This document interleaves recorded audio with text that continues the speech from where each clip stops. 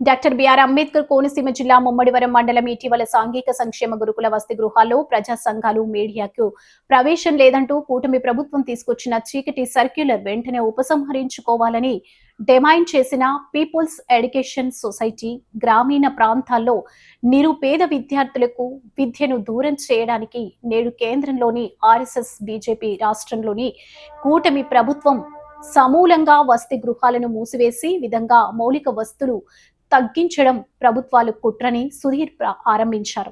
ప్రస్తుత వాతావరణ పరిస్థితుల దృష్ట్యా హాస్టల్ రూమ్ లో ఫ్యాన్లు తిరగకపోవడం, క్లాస్ రూమ్ లో కనీసం ఇంటర్మీడియట్ చదివే విద్యార్థులకు కూడా బెంచీలు లేకపోవడం దారుణమన్నారు.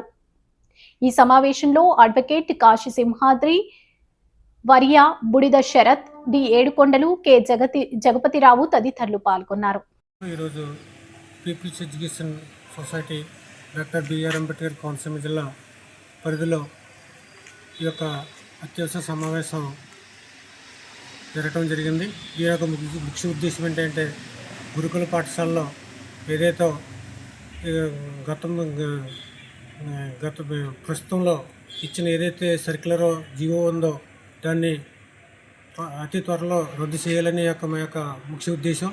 ఆ జీవో యొక్క ఉద్దేశం ఏంటంటే ప్రెస్ కానీ ఏదైనా ప్రజా సంఘాలు కానీ గురుకుల పాఠశాలలో ప్రవేశించరాదనే జీవో ఏదైతే ఉందో ఆ యొక్క జీవోను ఉపసంహరించాలని మా యొక్క ఉద్దేశం. దాని ద్వారా విద్యార్థులు తీవ్రంగా నష్టపోతున్నారు. ప్రస్తుత పరిస్థితుల్లో ప్రతి గురుకుల పాఠశాలలోని తాగటానికి నీళ్లు, వసతులు, మౌలిక సదుపాయాలు లేవు. ఈ యొక్క మౌలిక సదుపాయాలు ఉన్నాయో లేదో అనేది సాధ్యమవుతూ నిర్ణయించేది ప్రెస్.